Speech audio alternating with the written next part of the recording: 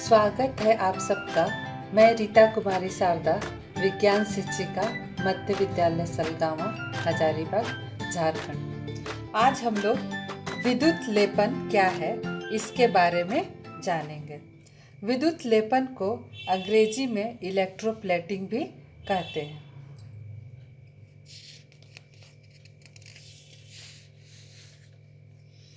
विद्युत धारा की सहायता से किसी धातु के सतह पर इच्छित धातु को निक्षेपित करने की प्रक्रिया को विद्युत लेपन कहते हैं।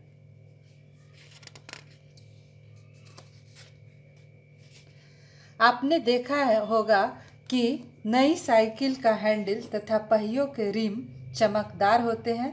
अगर दुर्घटनावश इसमें खरोंच लग जाए तो चमकदार परत निकल जाती है। कुछ महिलाएं ऐसे आभूषण पहनती हैं जो देखने में सोने जैसा प्रतीत होता है। लगातार उपयोग से इनके सोने की परत निकल जाती है तथा नीचे किसी अन्य धातु की सतह दिखाई देने लगती है।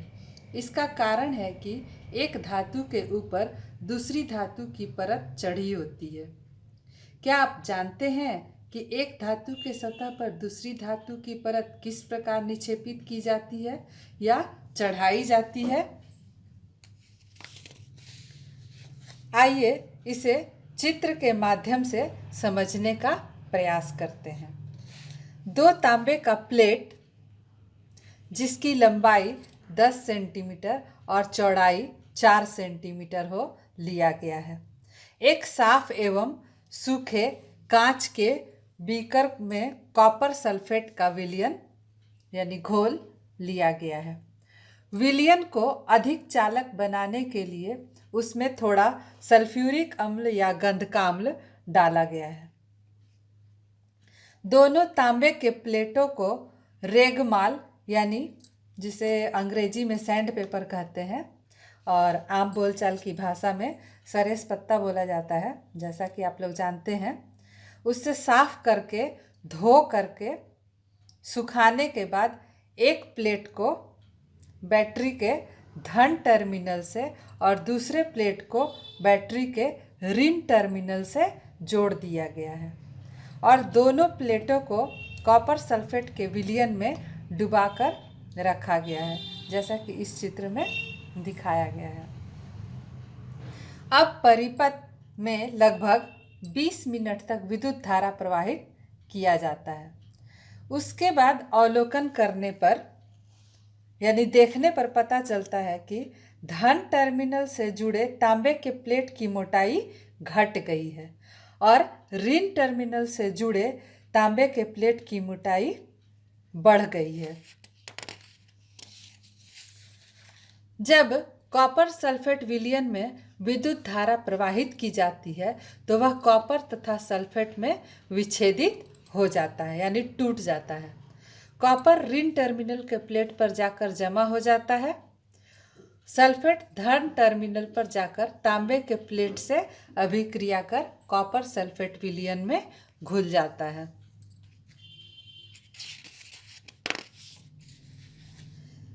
धन इलेक्ट्रोड से कॉपर ऋण इलेक्ट्रोड पर स्थानांतरित हो जाता है। जैसा कि यहाँ आप देख रहे हैं, ये धन इलेक्ट्रोड है यानी एक तांबे का प्लेट और ये ऋण इलेक्ट्रोड है दूसरे तांबे का प्लेट। यहाँ से स्थानांतरित होकर के ऋण इलेक्ट्रोड पर तांबा चला आया है जिससे इसकी मोटाई बढ़ गई है, जैसा कि यहाँ देख रहे हैं, और इसकी मोटाई घट गई है।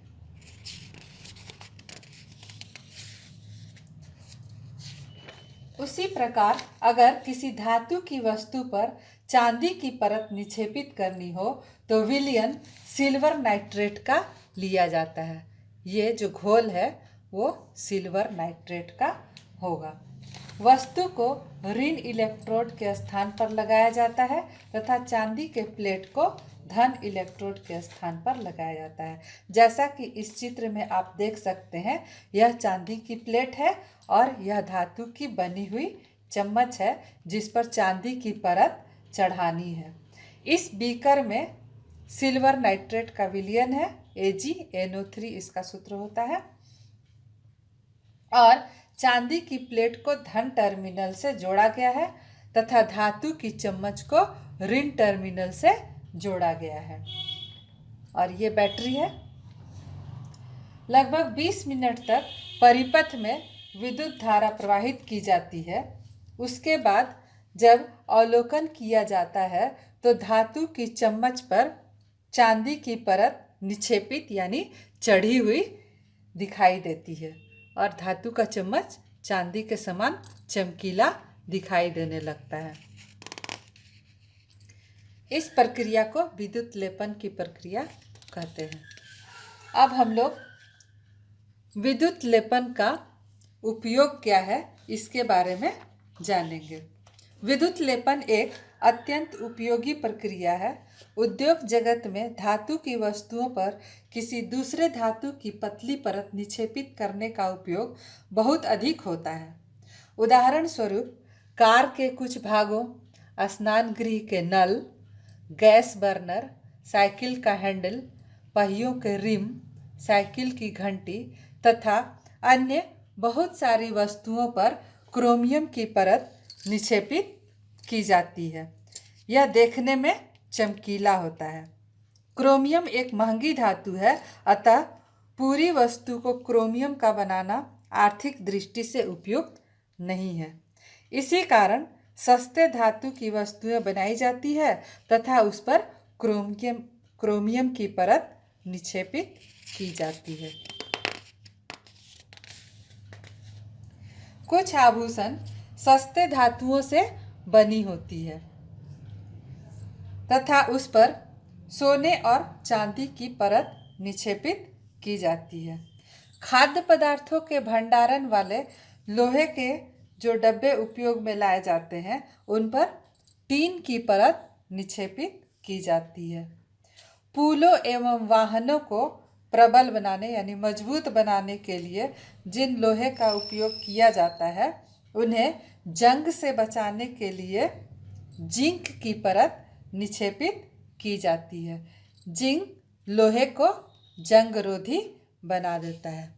इस प्रकार हम देख सकते हैं कि विद्युत लेपन का उपयोग हमारे दैनिक जीवन में बहुत ज़्यादा है।